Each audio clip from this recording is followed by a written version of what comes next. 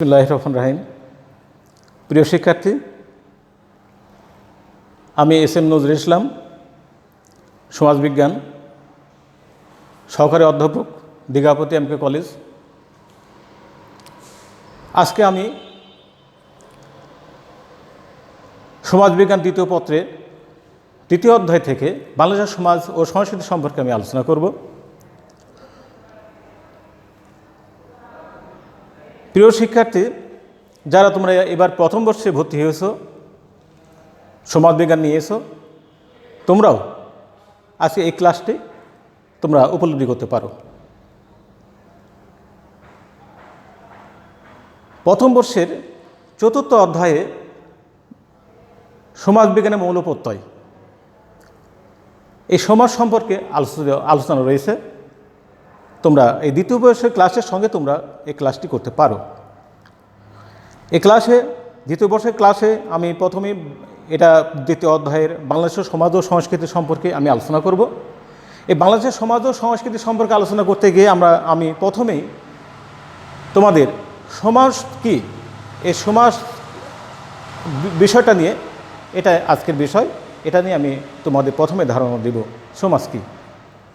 প্রিয় শিক্ষার্থী, সমাজ হলো মানুষের সংঘবদ্ধ সমষ্টি। সমাজ মানেই মানুষ, মানুষ মানে সমাজ। এই সমাজ শব্দটি মানুষের জীবনের সাথে ওতপ্রোতভাবে জড়িত। প্রিয় শিক্ষার্থী, এই সমাজ সম্পর্কে তুমি বিস্তারিত জানতে হলে সমাজের পূর্ণাঙ্গ সংজ্ঞা প্রদান করতে হবে। আমি সমাজের একটা পূর্ণাঙ্গ সংজ্ঞা প্রদান করছি। সমাজ বলতে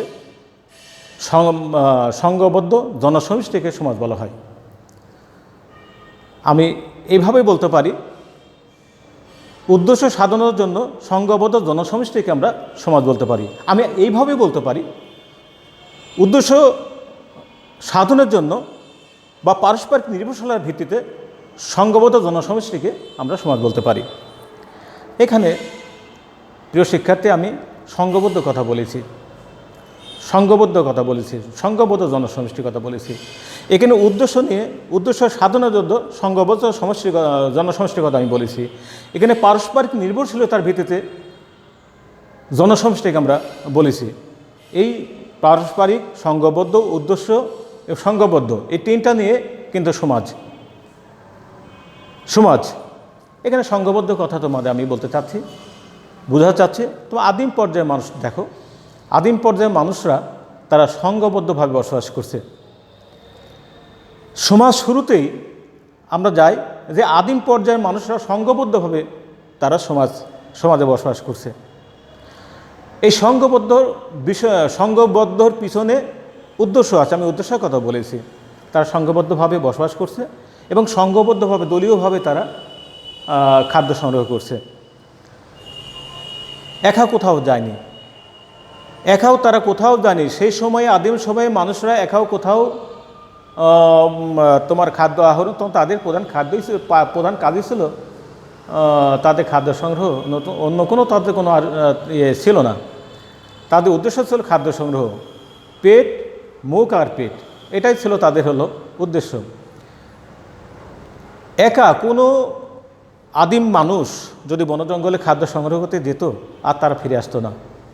এটা তারা বুঝতে পারছিল যে কোনো হিংস্র প্রাণী দ্বারা তারা আক্রান্ত হয়ে গেছে, তাদের খাদ্য হয়ে গেছে। এখানে দলবদ্ধ কথা বলা হয়েছে। আর একটা বলেছে পারস্পরিক নির্ভরশীলতার ভিত্তিতে সমাজে বসবাস করতে হলেই কিন্তু পারস্পরিক নির্ভরশীলতা থাকতে হয়, একের ওপরে নির্ভরশীল হতে হয়। দেখো, আমরা সমাজে বসবাস করি। প্রিয় শিক্ষার্থী, আমরা সমাজে বসবাস করি। আমরা সমাজের মধ্যে বিভিন্ন শ্রেণী বসবাস করি। বিভিন্ন শ্রেণী বলতে এটা বোঝাচ্ছে যেখানে কামার আছে, কুমার আছে, জেলে আছে, তাঁতি আছে, ব্যবসায়ী আছে, কৃষক আছে। এদের উপর পারস্পরিক নির্ভরশীলতার ভিত্তিতে আমরা বসবাস করতেছি। কামারের কাছে আমার দরকার আছে, কুমারের কাছে দরকার আছে, বস্ত্রের কাছে তাঁতির দরকার আছে, কৃষকের কাছে আমাদের দরকার আছে, ব্যবসায়ীর কাছে আমাদের দরকার আছে। এই যে পারস্পরিক নির্ভরশীলতার ভিত্তিতে আমরা যে বসবাস করি, সংঘবদ্ধ বসবাস করতেছি, এটা হলো সমাজ।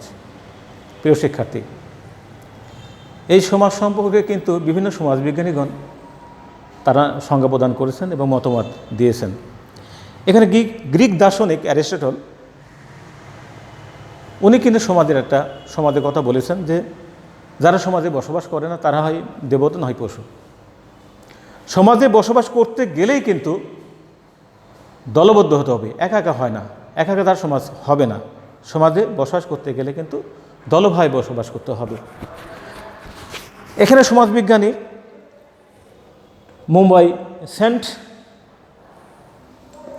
মুম্বাই সেন্ট জেভিয়ার্স কলেজের সমাজবিজ্ঞানের ভূতপূর্ব অধ্যাপক পাসকুয়াল গিসবার্ট তিনি তার ফান্ডামেন্টাল অফ সোশ্যালের গ্রন্থে সমাজের সংজ্ঞা প্রদান করেছেন। তিনি বলেছেন, সমাজ হলো সামাজিক সম্পর্কের জটিল জাল, যে সম্পর্কের দ্বারা প্রত্যেক মানুষ তার সঙ্গীদের সঙ্গে সম্পর্কযুক্ত। উনি জটিল জারির কথা বলেছেন। তোমাদের আমি একটু আগে বললাম যে পারস্পরিক নির্ভরশীলতার ভিত্তিতে বসবাসকারী জনসমষ্টি, এই জনসমষ্টিকে আমরা সমাজ বলতে পারছি, যে উনি জালের সঙ্গে তুলনা করেছেন। এই যে পারস্পরিক সম্পর্ক, আমি কামারের সঙ্গে আমার সম্পর্ক, তাঁতির সঙ্গে আমার সম্পর্ক, আমার হলো কৃষকের সঙ্গে সম্পর্ক, ব্যবসায়ীর সম্পর্ক, সবার সঙ্গে আমাদের মধ্যে একটা সম্পর্ক রয়েছে। এই সম্পর্ককে আমরা জটিল জালের সঙ্গে তুলনা করেছেন।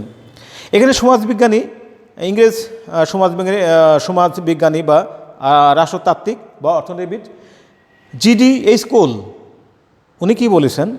উনি বলতেছেন যে সমাজ হচ্ছে সম্প্রদায়ের অভ্যন্তরে সংগঠিত সমিতি ও প্রতিষ্ঠানের জটিল রূপ বিশেষ। আমি আবার বলি, সমাজ হচ্ছে সম্প্রদায়ের অভ্যন্তরে সংগঠিত সমিতি ও প্রতিষ্ঠানের জটিল রূপ বিশেষ। প্রিয় শিক্ষার্থী, এখানে উনি সম্প্রদায়ের কথা বলেছেন। তোমরা দ্বিতীয় বর্ষে যারা শিক্ষার্থী আছো, আমার কথা শুনছো, তোমরা জানো যে সম্প্রদায়। হ্যাঁ প্রিয় শিক্ষার্থী, এখানে কোল সমাজবিজ্ঞানী, ইংরেজ সমাজবিজ্ঞানী, উনি কি বলেছেন? উনি বলতে চাচ্ছেন যে সমাজ হচ্ছে সম্প্রদায়ের অভ্যন্তরে সংগঠিত সমিতি ও প্রতিষ্ঠানের জটিল রূপ বিশেষ। প্রিয় শিক্ষার্থী, দ্বিতীয় বর্ষের শিক্ষার্থী, তোমরা আমার কথা অবশ্যই শুনছো। আমি তোমাদের প্রথম বর্ষে যে চতুর্থ অধ্যায়ের সমাজ বিজ্ঞানের মৌলপ্রত্যয়, এখানে কিন্তু আমরা ক্লাস নিয়েছি। এই মৌলপ্রত্যয়ের মধ্যে সম্প্রদায় সম্বন্ধে আলোচনা করা হয়েছে। ওটাই এখানে উনি ওটা নিয়ে উনি এখানে বলতেছেন না। এই গোটা সমাজকে উনি সম্প্রদায়ের সাথে তুলনা করছেন। ওখানে সম্প্রদায়ের সংজ্ঞা দেওয়া হয়েছে যে একটা নির্দিষ্ট ভূখণ্ডে বসবাসকারী জনসমষ্টিকে আমরা সম্প্রদায় বলতে পারি। ওরা একটা নির্দিষ্ট একই ভাবাপন্ন, একটা সমভাবাপন্ন ব্যক্তিরা একটা নির্দিষ্ট ভূখণ্ডে বসবাস করে, তাকে আমরা সম্প্রদায় বলতে পারি। কিন্তু এখানে যে ইংরেজ সমাজবিজ্ঞানী ডিএইচ কোল উনি বোঝাতে চাচ্ছেন এখানে না, ইনি বোঝাতে চাচ্ছেন যে গোটা সমাজটাই হলো সম্প্রদায়ের সঙ্গে তুলনা করছেন, এক জাতীয়। এখানে বিভিন্ন সমিতি আছে, প্রতিষ্ঠান আছে। সমিতি তোমরা ওখানে জানতে পারছো যে সমিতি হলো উদ্দেশ্য সাধনের জন্য সংগঠিত জনসমষ্টি, আর প্রতিষ্ঠান হলো তার সংগঠিত জনসমষ্টি ও তার কার্যপ্রণালী। এটা হলো প্রতিষ্ঠান। যে সমাজ বলতেই মানুষের কার্যপ্রণালী, মানুষের সংগঠিত রূপ। প্রিয় শিক্ষার্থী, আমরা সমাজ সম্পর্কে আলোচনা করছি। এখন এই সমাজ সম্পর্কে আমাদের বাংলাদেশের প্রখ্যাত সমাজবিজ্ঞানী একে নাজমুল করিম, তিনি তার সমাজবিজ্ঞান সমীক্ষণ গ্রন্থে সমাজ সম্পর্কিত সংজ্ঞায় 3টি ধারণার কথা বলেছেন। প্রিয় শিক্ষার্থী, আমি আবার তোমাদের জানাতে চাই যে বাংলাদেশ প্রখ্যাত সমাজবিজ্ঞানী একে নাজমুল করিম তার সমাজবিজ্ঞানের সমীক্ষণ গ্রন্থে সমাজ সম্পর্কিত সংজ্ঞায় তিনি তিনটি ধারণার কথা বলেছেন।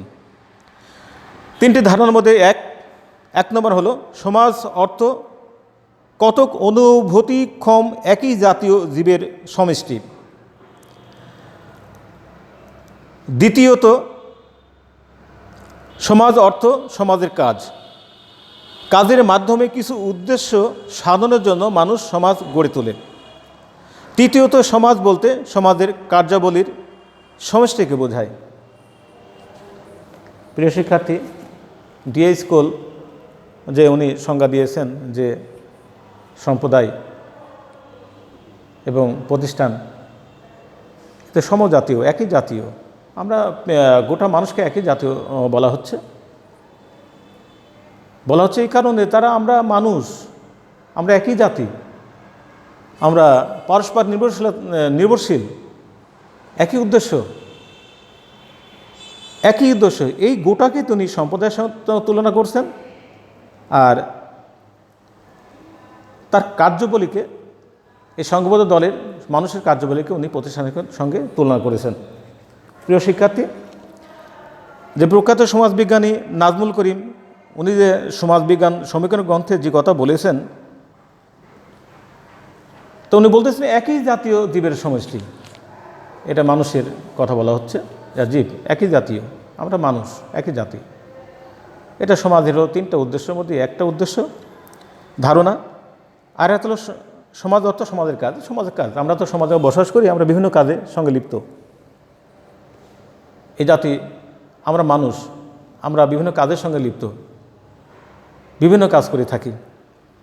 বিভিন্ন মানুষ বিভিন্ন রকম কাজ করে থাকে। প্রত্যেকে মানুষের একটা উদ্দেশ্য আছে, এই উদ্দেশ্য নিয়ে মানুষ সমাজ গড়ে তোলে। তৃতীয় বলতেছে সমাজ বলতে সমাজের কার্যবলী সমষ্টিকে বোঝায়। একই কথা বলতেছে, সমাজের কাজ। যখন সংঘবদ্ধ জনসমষ্টি সমাজ গড়ে তোলে তখন সমাজের বিভিন্ন কাজ থাকে। প্রিয় শিক্ষার্থী, আজকে এই আমার প্রথম ক্লাস অনলাইনে। তোমরা